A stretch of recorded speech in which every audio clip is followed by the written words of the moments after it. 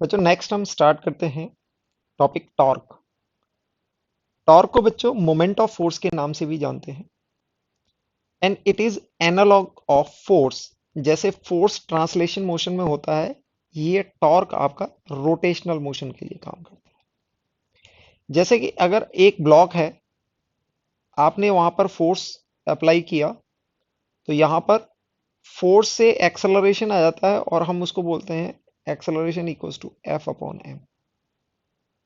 तो यहां पर जो एक्सेलरेशन प्रोवाइड करेगा वो होगा यानी कि alpha equals to torque. Okay, ये एंगुलर एक्सेलरेशन और मास का, जैसे मास का एनालॉग आता है moment of inertia. Moment of inertia हम पढ़ चुके हैं। तो इस तरह रोटेशनल एनालॉग ऑफ फोर्स होता है। तो इसको समझते हैं टॉर्क क्या होता है। जैसे बच्चों आपने डोर देखा होगा, आपके रूम का कोई डोर है, तो डोर क्या होता है, हिंज होता है। एक एक्सिस के अबाउट हिंज होता है। ये वॉल होती है, एक वॉल जिसके अबाउट ये रोटेट कर सकता है इस तरह से। It can rotate about the axis. यहां पर ये हिंज होता है। तो अब आप जानते हैं कि अगर यहां पर इस तरह से फोर्स लगाई जाए, तो डोर को ना तो ओपन कर सकते हो ना क्लोज कर सकते हो। यहां पर भी फोर्स लगाई जाए यानी कि हिंज की लाइन में अगर कोई भी फोर्स होगी, तो वो डोर को ना क्लोज कर सकती है ना ओपन कर सकती है। चाहे इसको पुल करो चाहे पुश करो, अगर ये हिंज की लाइन में फोर्स है, तो ये आपको neither it can not close और neither it can not open. Okay, तो यहां पर आपको बाई एक्सपीरियंस पता है कि जो भी फोर्स है, आप इधर इसके परपेंडिकुलर डायरेक्शन में है, यानी कि ये हिंज है। और अगर आप ये पॉइंट ऑफ फोर्स देखें जहां पर फोर्स लगा रहे हैं, ये जो डोर होता है उसके परपेंडिकुलर डायरेक्शन में आप फोर्स अप्लाई करते हो to open and close the door efficiently. दूसरी बात, आपने विद एक्सपीरियंस ये ऑब्जर्व किया होगा कि अगर इसी फोर्स को अगर यहां पर लगाया जाए, यानी कि हिंज के अगर करीब लगाया जाए, तो ये फोर्स आपको ज्यादा लगानी पड़ेगी टू ओपन और क्लोज द डोर। तो जैसे जैसे आप पॉइंट दूर करेंगे, तो वो आपकी फोर्स इजी हो जाती है, यानी कि इसको कम फोर्स से ही ओपन किया जा सकता है। तो यानी कि there is not only force involve in rotating. Rotation के लिए रोटेशन के लिए only force is not force is only force is not dependent, यानी कि there is something else which ensure the rotation. यानी कि हम अगर इस फोर्स को, यही फोर्स अगर आप डायरेक्शन चेंज कर देते हैं और लाइन ऑफ हिंज में लगाते हैं, तो यहां पर रोटेशन नहीं होता है। इसी फोर्स को आप परपेंडिकुलर डायरेक्शन में लगाते हैं तो रोटेशन होता है। और इसी फोर्स को अगर हिंज के डायरेक्शन में आप ये डिस्टेंस कम कर देते हैं, यानी कि इसको आप हिंज के डायरेक्शन में टुवर्ड्स द हिंज ट्रांसलेट कर देते हैं, यानी कि इसको पास में लगाते हो, तो यहां पर रोटेशन डिफिकल्ट हो जाता है। So there other physical quantities involve for rotation, और इसी को हम जानते हैं किसके नाम से, टॉर्क।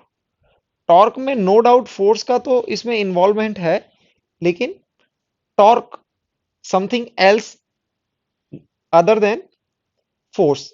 यानी कि टॉर्क को बच्चों जो डिफाइन करते हैं, हम टॉर्क को डिफाइन करते हैं that is R cross F. अब ये जैसे एक फिगर से समझो, ये क्या होती है, ये vector product of point of application, यानी कि ये किसी पॉइंट के अबाउट डिफाइन होता है। आइए देखते हैं कैसे ये डिफाइन होता है। फॉर एग्जाम्पल, हमने ऑरिजिन के अबाउट टॉर्क देखना है, तो इसको लिखेंगे torque about origin, vector quantity है। और इसको डिफाइन करते हैं हम आर, यानी कि distance, that is the position vector of R cross F. अब यहां पर समझते हैं आर और एफ क्या है। आर है, R is the position vector of position vector of point of application of force. जिस पॉइंट पर फोर्स अप्लाई की गई है उस पॉइंट का position vector, application of force.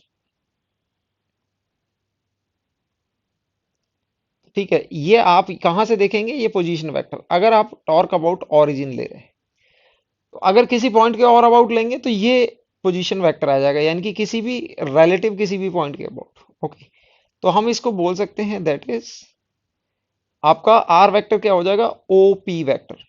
OP vector यानी कि ये पॉइंट पी है, पी पॉइंट पर ये फोर्स अप्लाई की जा रही है, और ये आप देखेंगे यहां से अगर स्ट्रेट लाइन इसको खींच दें, इसको थोड़ा सा एनलार्ज करके देख लेते हैं हम।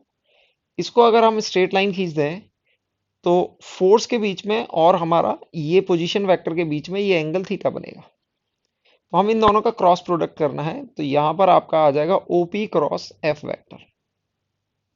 ओके, अगर आप कोई दूसरा पॉइंट कंसीडर करते हैं, लेट से ये ए पॉइंट कंसीडर करते हैं, तो ये ए पी पॉइंट आ जाता है। आप इस एक्सिस में कहीं भी, इस 2D प्लेन में कोई भी पॉइंट या 3D प्लेन में कोई भी पॉइंट सेलेक्ट कर सकते हैं, लेट से ए। तो अगर टॉर्क अबाउट ए लेंगे, तो आपका ये हो जाएगा ए पी वैक्टर, यानी कि आपका position vector with respect to A के रेस्पेक्ट में क्या पोजीशन है पॉइंट पी की, क्रॉस एफ, जो भी इस तरह से हमारा टॉर्क डिफाइन होता है। और it is a vector quantity because it is a vector product of two vectors. तो आप देखेंगे आर क्रॉस एफ को, बच्चों आर क्रॉस एफ का मैग्नीट्यूड हम देख सकते हैं that is R F sine theta. R F sine theta, इसको आप ऐसे भी लिख सकते हैं R sine theta into F. यानी कि इस फिगर से देखें, अगर हम यहां पर ये एफ वेक्टर है, इसको स्ट्रेट लाइन खींचते हैं और ये आर वेक्टर है, तो ऑल्टरनेट एंगल ये थीटा होगा, तो ये भी थीटा होगा। और यहां पर एक राइट एंगल ट्राइंगल बनाते हैं, तो ये परपेंडिकुलर है, this is the perpendicular on, this is line of force, ये फोर्स की लाइन है। और किस पॉइंट के अबाउट टॉर्क ले रहे हैं, ओ। तो ओ से जो परपेंडिकुलर लाइन ड्रॉ कर रहे हैं, तो आप ये देखेंगे ये राइट एंगल ट्राइंगल में ये आपका आर साइन थीटा है, R sine theta, and it is perpendicular to the line of force, यानी कि फोर्स वेक्टर के perpendicular component. This is the perpendicular component of R with respect to force, force के perpendicular component है ये are. तो यानी कि आप इसमें लिख सकते हो this is R perpendicular, this is equals to R perpendicular, क्योंकि ये फोर्स का लाइन हो गया और ये इसके परपेंडिकुलर लाइन है, तो ये कंपोनेंट आ जाता है। आर के दो कंपोनेंट होंगे, आर के एक तो अलोंग द फोर्स कंपोनेंट होगा, एक परपेंडिकुलर कंपोनेंट होगा। तो यहाँ पर परपेंडिकुलर कंपोनेंट से हम मल्टीप्लाई करते हैं। तो आप इसको फर्दर आप लिख सकते हो सिंप्लीफाई करके, magnitude of torque equals to R sine theta, यानी कि आर परपेंडिकुलर इंटू एफ। आप सिंपली ऐसे टॉर्क की मैग्नीट्यूड लिख सकते हो। दूसरा आप इसका, यानी कि आपको कभी भी फोर्स दी जाए तो फोर्स के लाइन पर जिस पॉइंट के अबाउट टॉर्क निकालना है वहां से परपेंडिकुलर लाइन ड्रॉ करो, और ये जो डिस्टेंस होगा ये फोर्स से सीधे मल्टीप्लाई कर दो। तो ये तो आ गया मैग्नीट्यूड। दूसरा हम इसकी बात करते हैं डायरेक्शन की। तो आप देखेंगे आर वेक्टर इधर होगा और एफ वेक्टर इधर होगा। अगर आर वेक्टर का डायरेक्शन ये है, एफ वेक्टर का डायरेक्शन ये है, और क्रॉस प्रोडक्ट करेंगे तो राइट हैंड थंब रूल से R cross F will be perpendicular to the plane, out of the plane आएगा इस पॉइंट पर। तो अगर हम ऐसे देखते हैं कि ये आपका आर वेक्टर है, this is R vector and this is F vector, और दोनों के बीच में ये एंगल है थीटा। आपने टॉर्क निकालना है ओ पॉइंट के अबाउट। ओके, ओ पॉइंट के अबाउट अगर टॉर्क लिखेंगे तो हम इसको लिखेंगे R vector cross F vector. आप इसको ऐसे भी लिख सकते हैं OP vector cross F vector, इस तरह से भी लिख सकते हैं। और यहां पर अब टॉर्क का मैग्नीट्यूड निकालने के लिए आप इसको R into F sine theta लिखेंगे, क्योंकि दोनों के बीच में एंगल।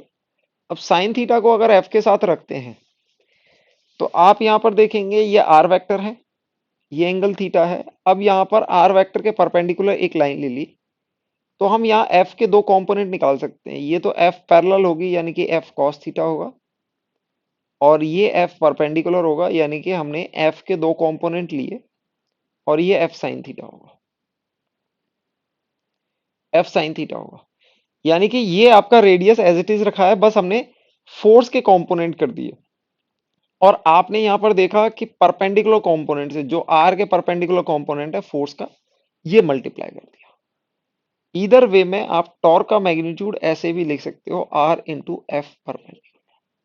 तो अल्टीमेटली आपको क्या मिल जाएगा कि टॉर्क का मैग्नीट्यूड, चाहे आप आर परपेंडिकुलर इंटू एफ लिखो या फिर आर इंटू एफ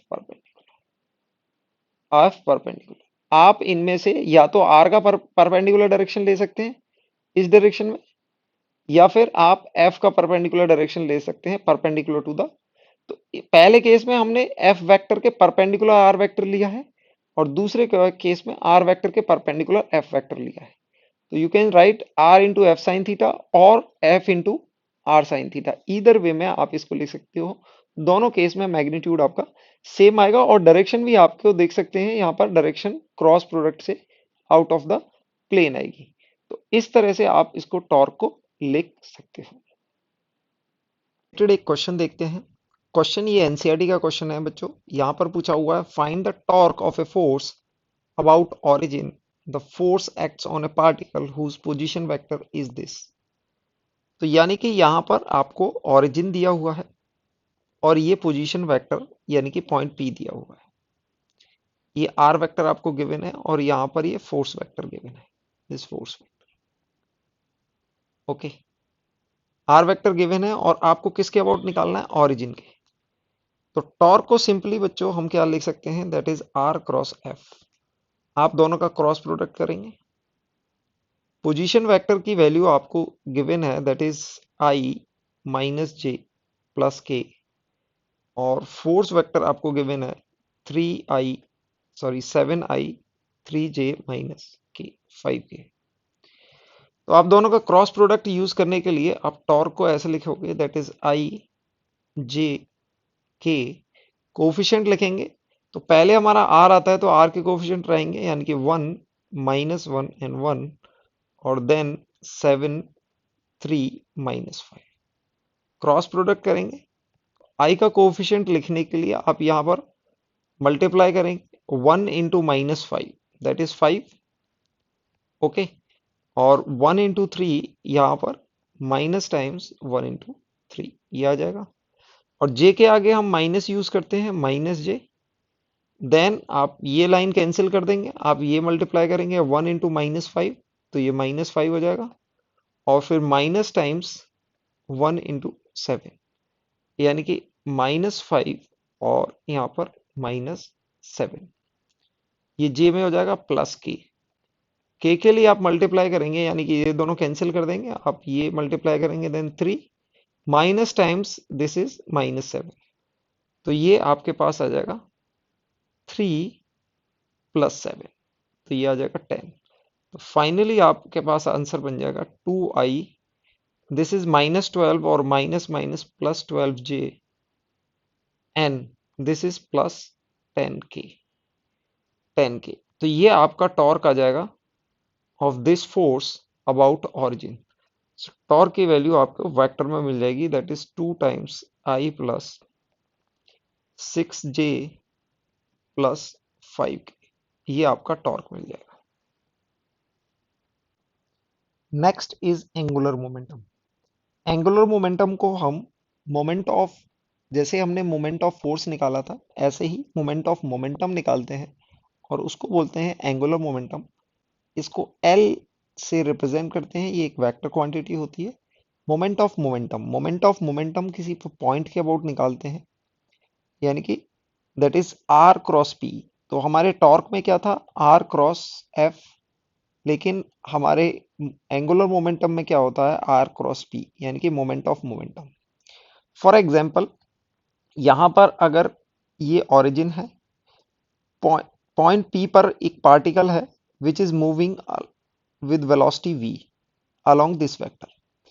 इस वेक्टर के अलोंग ये v वेलोसिटी से मूव कर रहा है, तो आपका मोमेंट वेक्टर ये होगा, लीनियर मोमेंटम होगा ये। अब आपको O के अबाउट इस मोमेंटम का मोमेंट निकालना है, यानी कि आपका मोमेंटम का डायरेक्शन ये होगा, this will be your direction of the momentum. इस मोमेंट का मोमेंटम निकालना है इस पॉइंट के अबाउट। तो एक तो इजी तरीका है कि जो लाइन ऑफ मोमेंटम है आपका, उससे इस पॉइंट से परपेंडिकुलर लाइन ड्रॉ कर दो। तो आपको जितना भी ये परपेंडिकुलर डिस्टेंस आया है इनकी डी इंटू मोमेंटम p, ये आपको एंगुलर मोमेंटम का मैग्नीट्यूड देगा, और डी की वैल्यू कितनी होगी, आर साइन थीटा। कैसे होगी एक बार देख लेते हैं। लेट से ये वी वेलोसिटी है और ये आपका आर वेक्टर हो गया, this is your R vector. R vector में और वी वेक्टर में आप देखेंगे ये एंगल थीटा है। ओके, तो अगर आप ये लाइन एक्सटेंड करते हैं तो ये इस तरह से बनेगी, और आर को एक्सटेंड करें तो इस तरह से बनेगा। तो ये एंगल भी इस एंगल के बराबर होगा, और यहां पर ये राइट एंगल ट्राइंगल आपने कंप्लीट कर दिया। तो हाइपोटेन्यूस होगा, ये परपेंडिकुलर होगा, इसकी वैल्यू आपके पास आर साइन थीटा आ जाएगी।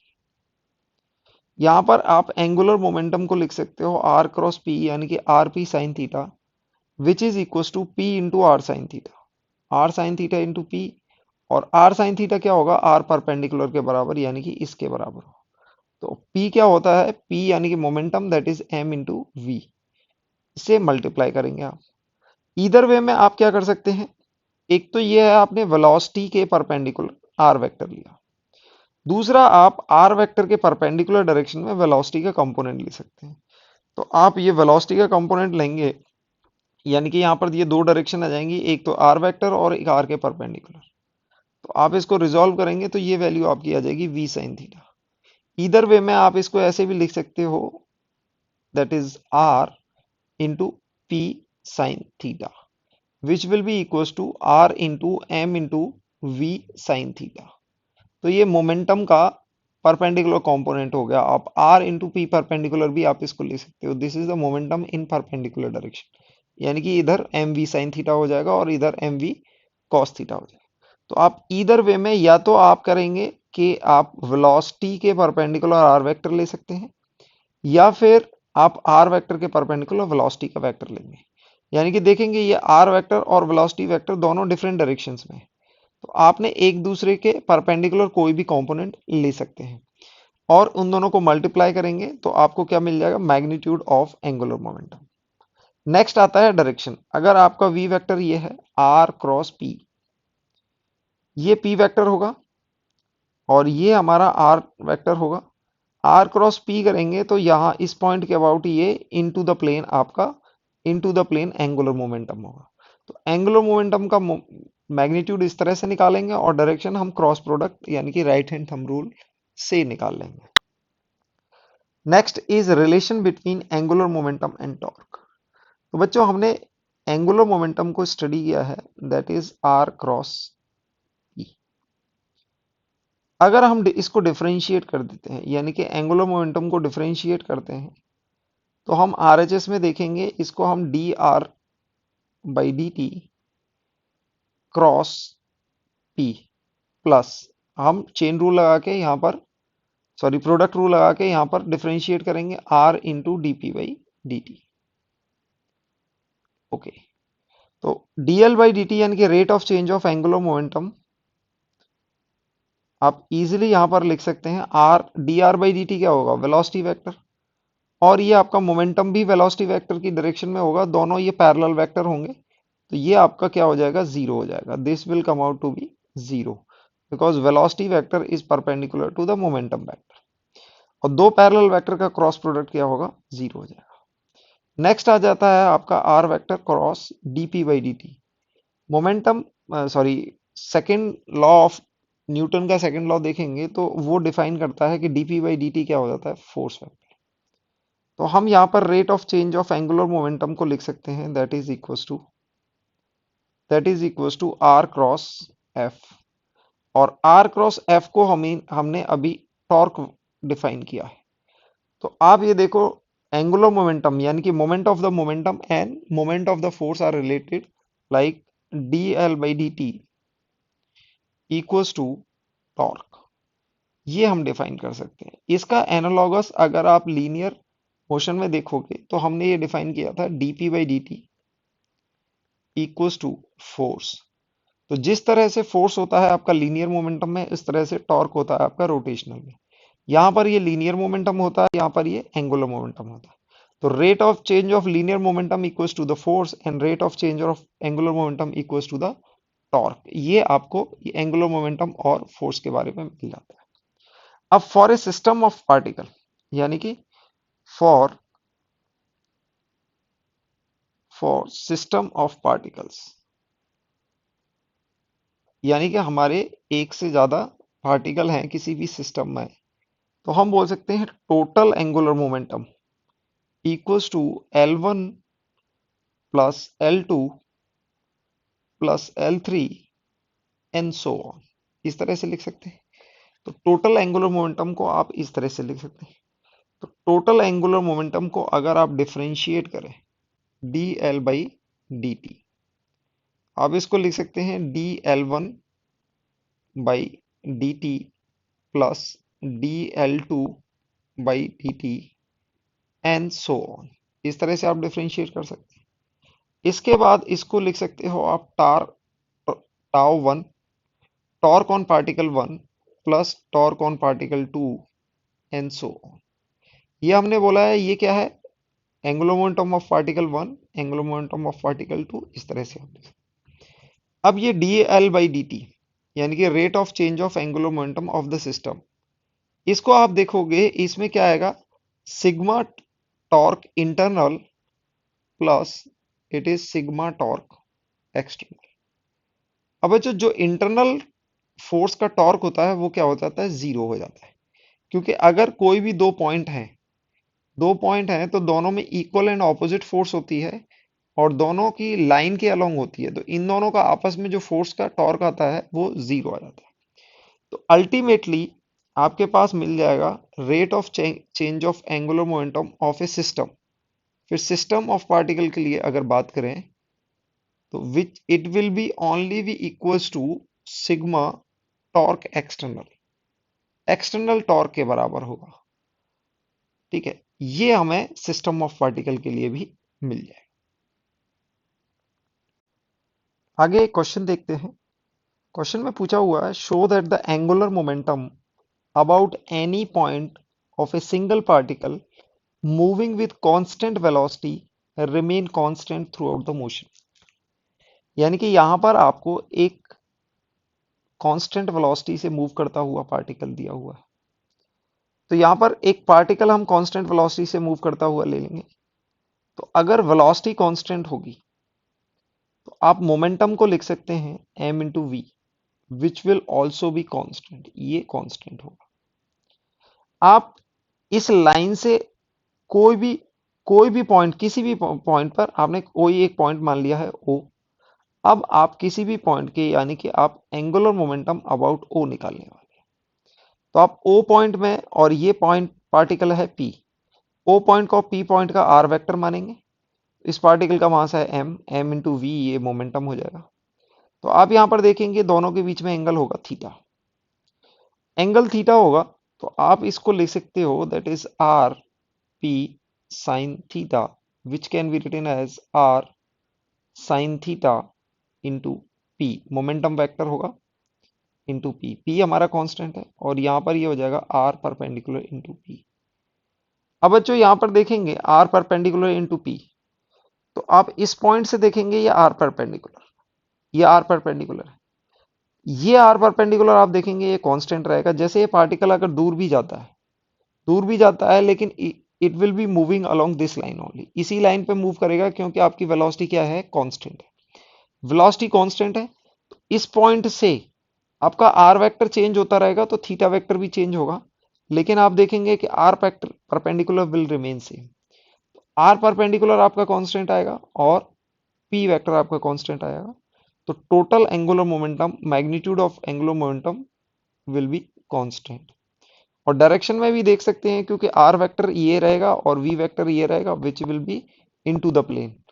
आर क्रॉस वी करेंगे क्योंकि राइट हैंड थंब रूल से आर क्रॉस वी करेंगे तो आपको इनटू द प्लेन आएगा, क्योंकि इस तरह जब हम करते हैं इनटू द प्लेन आएगा और इस तरह कर्ल करते हैं तो हमारा आउट ऑफ द प्लेन आता है क्रॉस प्रोडक्ट के लिए।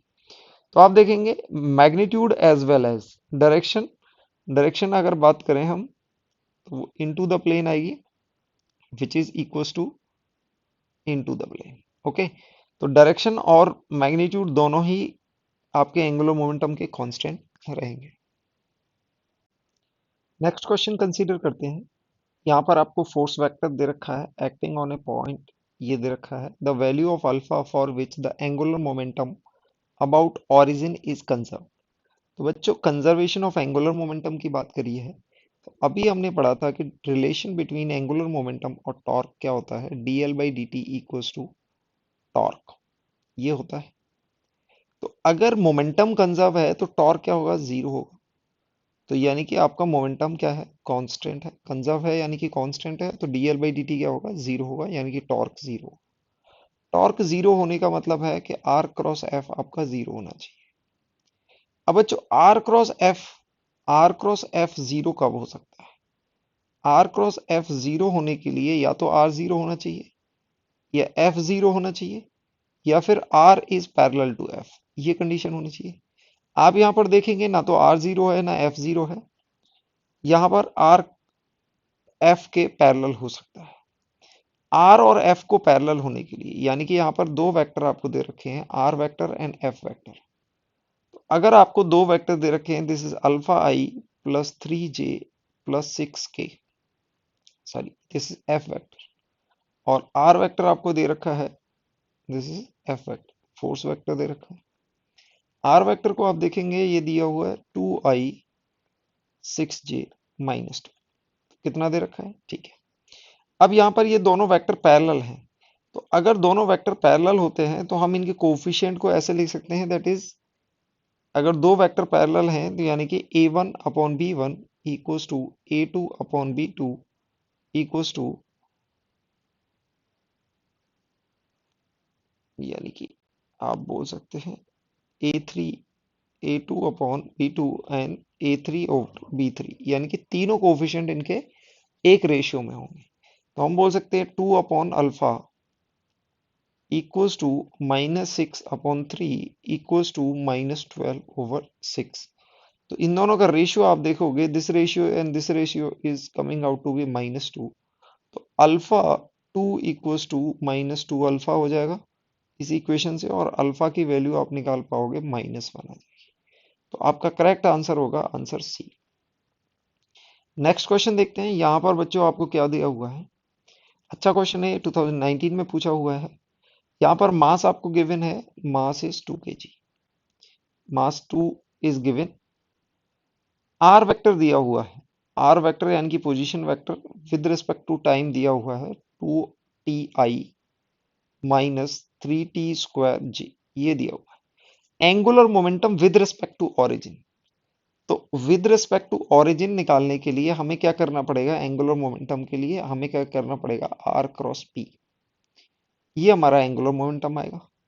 अब t इक्वल्स टू 2 पर हम r निकाल सकते हैं, at t equals to 2 r की वैल्यू आप देखोगे, this is coming out to be 4i, और यहां से आप करोगे -12j, आप इसको लिख सकते हो 4 टाइम्स i-3j, इस तरह से लिख सकते हो।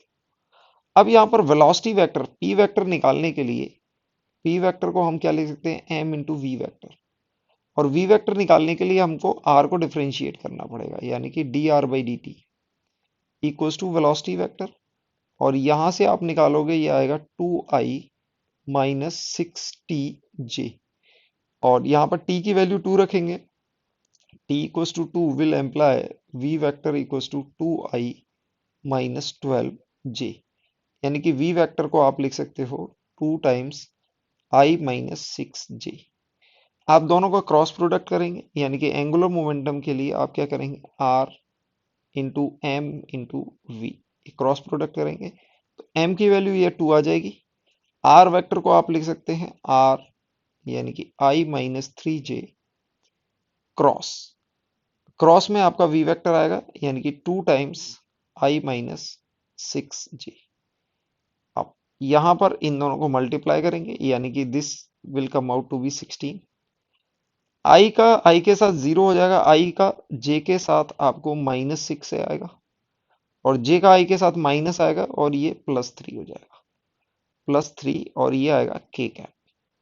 आप इसको कैलकुलेट करेंगे, ये आपके पास -48 k कैप आ जाएगा। तो आपका आंसर होगा, यानी कि इस केस में होगा आपको डी। तो बच्चों यहाँ पर आपको वेलोसिटी वेक्टर डायरेक्ट ना देके आपको पोजीशन वेक्टर दे रखा है, वहां से डिफरेंशिएट करके आप वेलोसिटी वेक्टर निकाल सकते हैं, हेंस आप मोमेंटम निकाल सकते हैं, और क्रॉस प्रोडक्ट से आप एंगुलर मोमेंटम निकाल सकते हैं। नेक्स्ट क्वेश्चन, ये भी एक अच्छा क्वेश्चन है, इस ट्रिग्नोमेट्री पे बेस्ड है बच्चों। क्वेश्चन में क्या दिया हुआ है, a particle is moving on a circular path of radius A with constant velocity v as shown in the figure. The center of the circle is marked c.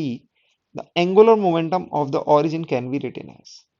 तो बच्चों यहाँ पर थोड़ा सा ज्योमेट्री का इन्वॉल्वमेंट है, हम देख लेते हैं कि किस तरह से ये ज्योमेट्री का यूज आएगा। तो ये आपको ओरिजिन दिया हुआ है, यहाँ पर ये आपको ओरिजिन दिया हुआ है और ये पार्टिकल दिया हुआ है। ओके, ये एंगल आपको थीटा दिया हुआ है, ये रेडियस ए है, ये भी ये रेडियस होगा, ये थीटा। अब आपको ओरिजिन के अबाउट एंगुलर मोमेंटम निकालना है। तो आप देखेंगे इसकी वेलोसिटी इसके परपेंडिकुलर डायरेक्शन में होगी, इसके परपेंडिकुलर डायरेक्शन में होगी, यानी कि ये 90 डिग्री का एंगल होगा आपका, और ये 90 डिग्री का होते हैं आप ये देखेंगे कि ये एंगल, यानी कि ये साइड और ये साइड बराबर हैं, तो ये एंगल भी थीटा होगा और ये एंगल भी थीटा होगा। ओके, अब हमें चाहिए, ये आपका आर वेक्टर है, ये आपका क्या है, आर वेक्टर। आपको इसके परपेंडिकुलर डायरेक्शन में वेलोसिटी वेक्टर चाहिए। तो आप ये परपेंडिकुलर डायरेक्शन में एक लाइन बनाएंगे। तो आप देखेंगे दीज टू लाइंस, यानी कि ये और ये परपेंडिकुलर है और ये दोनों लाइन भी परपेंडिकुलर है। तो ये 90 माइनस थीटा हो जाएगा बच्चों, और ये दोनों 90 होने की वजह से ये आपका थीटा एंगल आ जाएगा, ये आपका क्या आ जाएगा, थीटा एंगल। तो आपका आर वेक्टर, ये आपका आर वेक्टर हो जाएगा, ये आपका आर वेक्टर हो जाएगा। अब यहां पर अगर परपेंडिकुलर डालते हैं तो आपका ये क्या हो जाएगा, ए कॉस थीटा, और ये क्या हो जाएगा, ए कॉस थीटा। तो यानी कि आर वेक्टर आपका हो जाएगा 2a कॉस थीटा। ये आपका ए कॉस थीटा हो जाएगा और ये भी ए कॉस थीटा हो जाएगा, क्योंकि ये एक राइट एंगल ट्राइंगल बनेगा। अब यहाँ पर ये वेलोसिटी वेक्टर है और v परपेंडिकुलर की वैल्यू क्या हो जाएगी, v cos theta. v perpendicular equals to v cos theta. Okay, हमने यहाँ पर इसके परपेंडिकुलर डायरेक्शन में वेलोसिटी निकाल ली। तो आप एंगुलर मोमेंटम आप निकालोगे, that is r into V perpendicular, which will come out to be 2a cos theta into v cos theta. आपको ये मिल जाएगा v into A 2 times cos square theta, और आप इसको लिख सकते हैं v into A 1 plus cos 2 theta, और आपको इस तरह आंसर हो जाएगा ए।